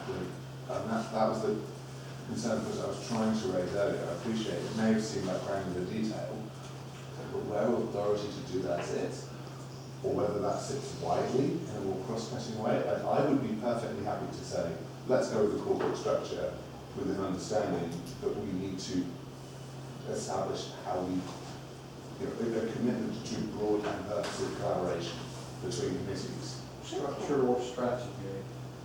Corporate structure is for committees. Sorry, Or directorates. For directorates. Yeah. Sure. Right. So I guess I'll just go on to you, Tim. Thanks. I think it's been really difficult for us to be able to get this right today in the time that's left. We've agreed a general sort of strategy of roughly 6 committees with one general purposes committee. Maybe we should call that corporate governance or something similar to that. We've agreed these general themes. What I would like to see is for us to go away and map out. Previously we had a list of previous cabinet decisions based on portfolio. Could we go back and remap those against the committee structure we've come up with, just to see how the workload divides up based on the previous year? Because what we don't want is one committee with 3 decisions and another committee with 150 decisions, because if so, we have failed. Just a simple of, because part of the committee's job is to make decisions, and so yes, we want them to work, we want big cross-cutting, we want the councillors to be able to cut across but also develop expertise. At the same time, they need to be able to make decisions. So if they're out of balance, we need to know that. I think then we need to know what is not on the list, because we've used a strategy document. I think several people have raised very good points about areas they think are important and not quite fitting into the structure. And then I think once we've mapped out the decision making, and then we take a look at what may be missing, we then tweak what we've done. Maybe we'll, so I sort of agree, but I think it's worth us raising some of those things now. So things like strategic planning, I kind of do want to know where that sits. Like, I don't see it in this. I don't see it. What do you think? Economy and skills. Economy and skills. Or it could be environment sustainability. Could be lots of things. So, yeah, I just don't think it's the operational governance priority. Anyway, that's just me. Stop. Jeff, it's your go. Thank you. Right, I'm in substantial agreement with what Tim was saying. That I think that trying to allocate this by committee now is a recipe for interesting outcomes. It might not be what any of us intend. So I really think that's sorry, Lucy and Tim, I think it's possibly something that's better done calmly by those who can think it through rationally than by us. Each arguing with different points. Yeah. What are you saying? Marley makes a really valid point, but actually we could all make valid points and end up with 18 committees, which would leave Councillor Pearce far happier than we want to make him. I'm sure that's your aim every I time. have a concern about that, but my question, my comments were several-fold. One is in terms of the titles that we've come up with, or that we have here. And these are comments we raised when the corporate strategy came out. But I'm not sure how many of those words my residents understand and recognise. So actually, I think it's really important that we identify something that summarises what that committee is dealing with, but in a way that people can recognise. So we just take children and young people, that's fantastic. Absolutely clear what that is. But actually, even those of us who are relatively knowledgeable about how the council operates could probably come up with 10 services that we'd have very, very difficulty working out which of the committees they go into. So can we try and revisit that? Because I think the names have to be something that there is a strong chance that the reasonable person would actually work out what service and what committee that service is going to be in. The other point that strikes me, we're talking about services, and somewhere or other we can get those within these 6 or 7 headings.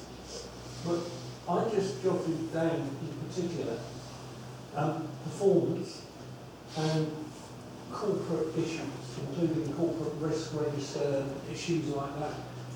And I just find myself thinking, actually, performance and performance management is absolutely key. And I would remind you that one of the things that's been raised repeatedly under the scrutiny system is, does the review of those performances lie with the service commission that is interested in delivering the service, or with the overview or the resources commission, which is interested in actually the quality of what we do? I think that that's something we said previously would be about agenda setting over it. I'm sorry, Yes, just... but what I'm saying is therefore that those issues, because actually performance is a fundamental way of highlighting poor performance, which highlights what priorities should be for committees making decisions. So we actually need to have in our minds how that process is going to work. Otherwise, everyone can be sat there in blissful ignorance of actually how badly we're doing in a particular area. So we have to have that mechanism feeding in to either a coordinating committee or the individual committees so that they can make decisions based on that. Okay. So that's 2 comments in a row that have said let's not do this exercise, and basically Tim and Lucy will go away, do the exercise of, all right, what are the decisions and where would they go? So they'll give us a description of where they think this would fall, and then map some cabinet decisions that have come in the last year into that, and then we'll review it. So I think that means that the decision we really want to take today is already made, which is that we're going to use the corporate goals as our general first stab, with another committee, which I've got you to, just coming in, just so it's clear that we're not third committee. So I think, is everyone in agreement with that? And then I think that the question is that will we have, in time for full council, in whenever, will we be re-looking at this so that we do actually decide whether we agree with ourselves in this meeting? So we need to come back to this before we go to full council. Does everyone agree on that? Yeah. Can you give us I have loads on resources. So. Yeah, I'll put that. I've written it in. Okay, so I've got 2 more points from Heather and Richard, and then we'll do one final steer about the coordination, whatever, policy resources committee. That'll be that. So Heather, you want to... A little technical point, I'm afraid you missed one of the committees down there, the Effective Development Organisation, which was on the next page. Yeah, I know, I didn't miss that off. I thought that was, let's just put that's... Yeah, great. That one. Okay, I agree. Yeah. Good. I wanted to talk about the workload and the sort of strategic policy and decisions. Because at the moment we can look back and think about what are sort of technical spending decisions, what has been happening.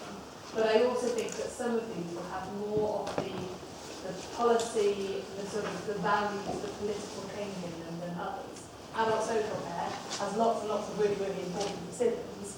Will let's be a place where 10 cross-party councillors go and have a lot of time flashing out their opinions on how we do things than, say, transport. So And that is sort of just giving a more difficult, it's not as simple as you guys come back with what are the magnitude of decisions that have been made in these areas, because I do think some of them have a lot more political pressure. And so it's, yeah. And there's not, sorry, but I may come in, there's not Yeah. necessarily a direct read across, because actually, as I recall, when we looked at the cabinet decisions that have been taken, adult social care, despite it being the largest project, was one of the smallest actual cabinet reports, because, you know. So I just think that I think budget therefore doesn't necessarily relate to the task of the, because actually there are some where it's really quite operational and there's an extent where you can really trust the executive, whereas making transport decisions is far more of a political decision. It might be much less money, but it's not just about money, so it's, you know, strategic decision could be pedestrian either way, it's a big decision, but Okay, I'll come to Richard. First, I very strongly support Tim's view, which you've taken more, that's good, great.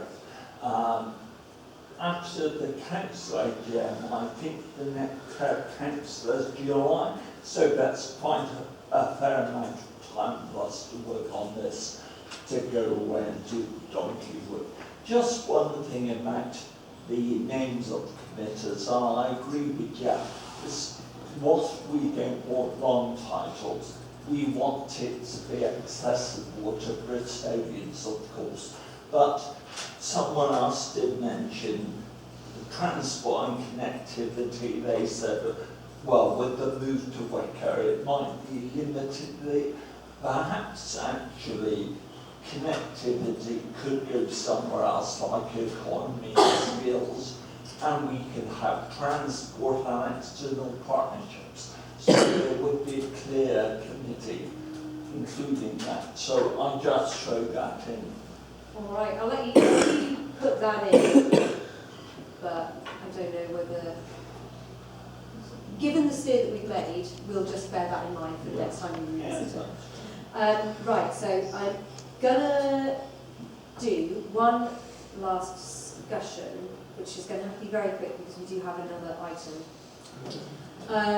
which is about what we want to, I've called it General Purposes Committee, because I thought that was the least annoying name, well, most annoying name, to be honest. So I think it should have the word resources in it. Does everyone agree with that? No? Ooh, okay. Let's hear from against. So my argument was that resourcing needs to embrace backbenchers from all parties rather than be a committee that's selective and coordinated. So I don't see that as a... Okay, so there's a specific question for officers of where does the budget get developed? Well, that's a question for us. Where does the budget get developed? Because you think that it should be in another committee? Resources? Is that it? Where does it go? That's my question back to you. It's a subcommittee? In my ideal world, it would involve the same backbenchers from all parties. Okay, so it's a working group. And I think that's a constructive and engaging way. If it becomes the administration plus backbenchers from other parties, then it's very much the committee chairs making the decision about the budget, which is, I accept is that how the cabinet system works, but I'm trying to recreate an engagement of backbenchers in a way that backbenchers can make a difference. And I think if it becomes only committee chairs as part of that decision, that engagement isn't going to work in the same I've got a lot of hands, so what I'm actually going to do is say, who agrees with Jeff's principle? Because I agree with the principle of his argument. You're actually just in an effort to be helpful, Jack. As I think we've all accepted, we don't want some massive committee of some 60 or so. So actually, if it's politically balanced, it's bound to be, apart from, I would guess, leader of council would actually chair it, but would be actually balanced. So by definition, there'd be backbenchers and others. So that would actually really, I believe, Jack, probably address your concern about the ownership of the financial coordination. I really disagree. And I'm getting a lot of shaking heads. Obviously we've only got 10 minutes left. Can I just add, perhaps, this is maybe it's a nuanced area, because we have, my bias view, the system we've had for the last few years has worked, in that we have a cabinet budget where the information is shared with a working group of backbenchers. And so I can see that the committee chairs developing a budget is one part of the process, but one would need a budget working group. But you're talking about but that working group can be created by the cabinet. Yeah. Like, if full council wants to create that, then that can be created. Yeah. So that might be a way of resolving it, as long as the subcommittees are people who are not. Okay, but I suppose the point is that you want them to do the resources. Perhaps that might work. The resources and something committee could develop that resource, that budget, and then make sure that there's a working group that goes through it separately. That's what you're proposing. Then that I can see work, and I think I quite like that. I'm right that the working group in that environment, because it's not a formal committee, doesn't have to be proportionate. That's correct. Yeah. So therefore, because it hasn't mattered whether it was proportional or not, it's actually interested people who want to work on it. So that might be a way of resolving that in the workforce. Yeah, I really like that suggestion. I got a few nods and a few, yeah. To me, that's a how. That's a how, exactly. So I'm not saying that out. We need to, we really do need to decide. So we've all said there should be a general purposes coordination of resources. Coordination of resources? Strategy. Strategy and resources. I I think they're all concentrated, so it doesn't make sense to me. Right, so we'll go with strategy and resources committee, and we will. Can I just ask for a vote between coordinator and strategy? Because I feel strongly it's coordinator. Okay. Okay. He wants it to be coordination and strategy. Coordination of resources. Coordination strategy. But are we getting into the detail again? Yeah. No, I think whether it's doing coordination or strategy are quite different things. Yeah. I think coordination is really important, because that's actually the bringing together. All right. Let's have a hands for coordination. That's what I said earlier. 1, 2, 3, 4, 5. Okay. Hands for strategy. And I vote for both. 1, 2, 3, 4, 5, 6 for strategy. Chair. Sorry. Possible. Could I just point out that if you match the That existing definition of portfolios strategy? over, the last What council does? discussion wouldn't have needed to happen? Yes, I agree. No, I know what you're saying. Sorry. Yes, it would. Right. No. Okay. It's turning into an argument. We have. I think we've got to somewhere. We've got decisions. We have one more item, which is a shared one between Jeff and I, which is feedback from community or the commissions that we've been to see and all the other people we've seen. But I'll let you read on it, Jeff, if that's okay. So, 4 of us attended the Women's Commission earlier this month, in fact. I've spoken with the Disabilities Commission, and Jenny and I spoke at the Mayor's Community Leaders Forum on Wednesday of this week. And that's all part of the trying to engage with people who are or should have an interest in how to communicate and interact with the system. Now, the comment I referred to earlier is it actually became apparent in each of those that we didn't all know exactly what happened and how that engagement takes place.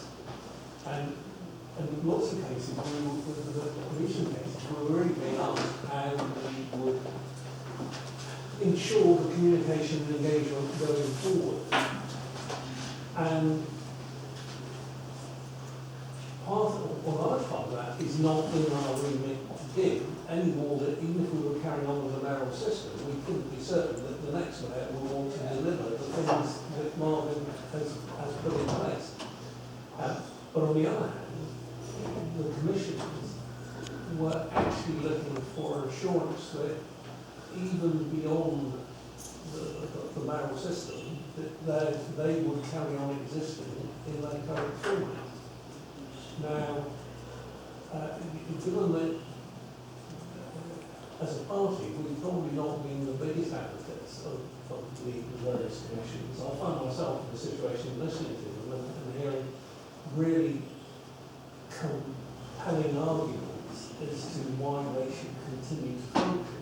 And part of what they want to know is that they will be able to do so beyond May next year. And I don't know where the ideas come from, but there's been a suggestion that they should all be, they might be combined together into one commission. And I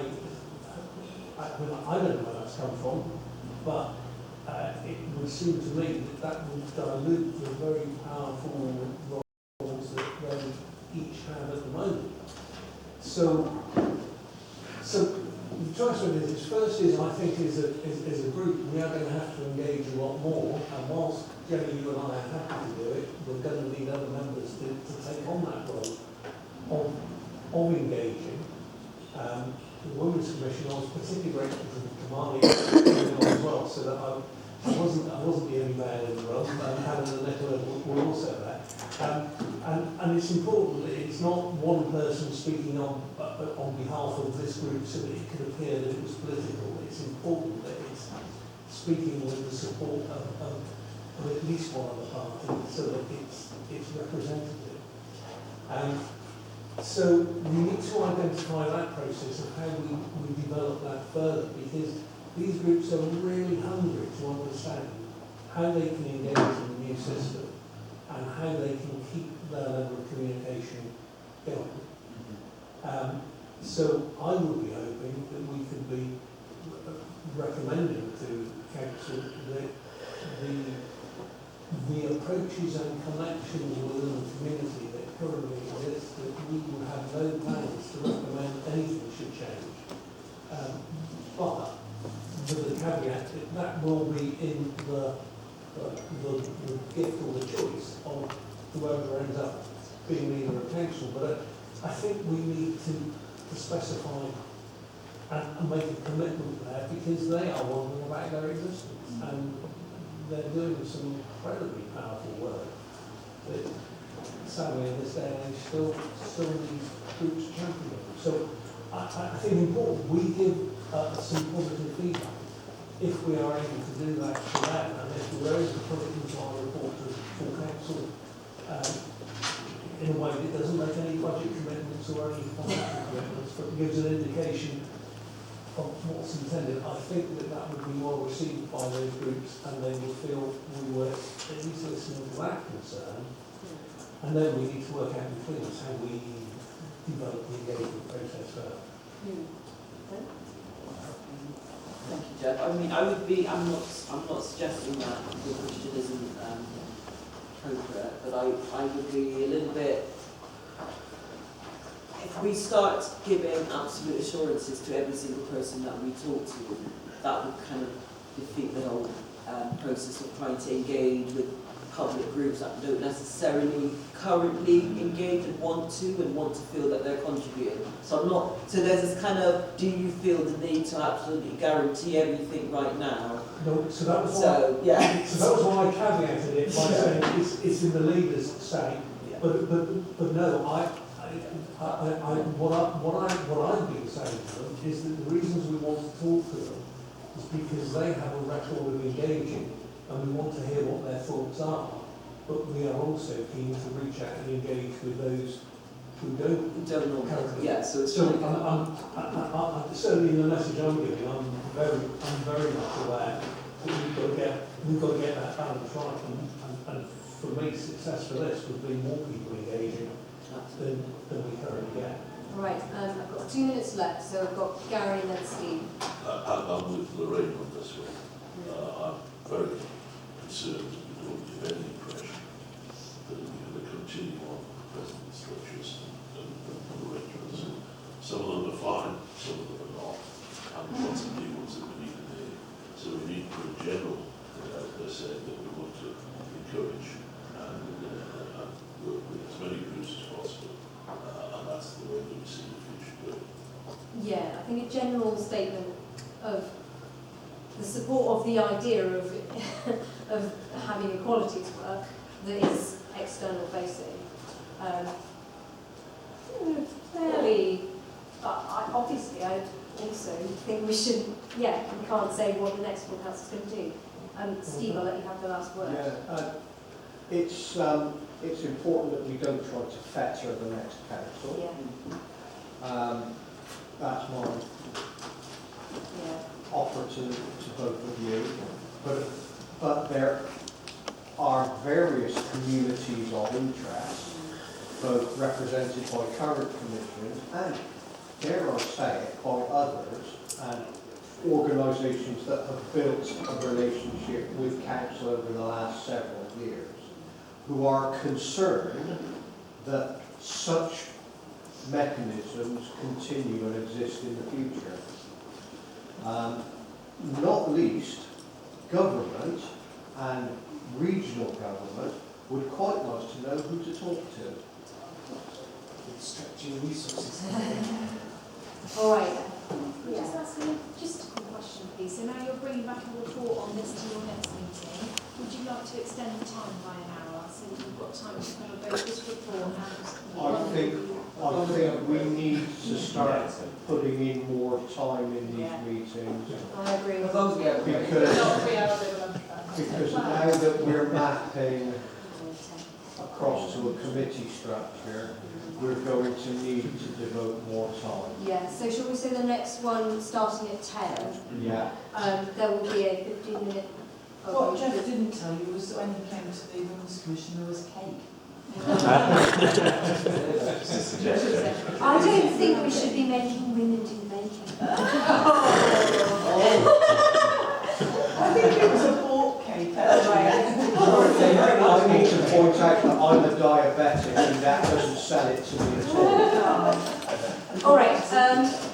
Okay, so I suppose thank you for the verbal update on that. And I think that the reaction is that we're sort of not willing to make any. We're not willing to make any commitments. But we're not. Maybe not able, not willing. Yeah, we're not. Yeah, Can yeah. I just put it another way? It's not that we're not making any firm commitments. It's actually that we're saying it's not up to us. Yeah. Because that will be in the gift and the decision of the leader and deputy boards. But we are not making any recommendations to stop anything. We have no reason to think it won't continue, but it's not our say. I think it's really important that we're conveying an indication that it's not really our purview. It's not our purview, but we're not saying it's a risk, and that at least gives them the assurance that the likelihood is it will continue for someone else to decide. All right. I think that's fair enough. And just one final thing, Jeff, just in regards to participation, how is that happening now? Like going along to consultations with stakeholders? So essentially we're getting asked to go to things, and if we get asked to go to things, then we'll let them know, unless they're like invite-only type things. And we'll continue that communication with you. Okay, right. Thank you, everyone. I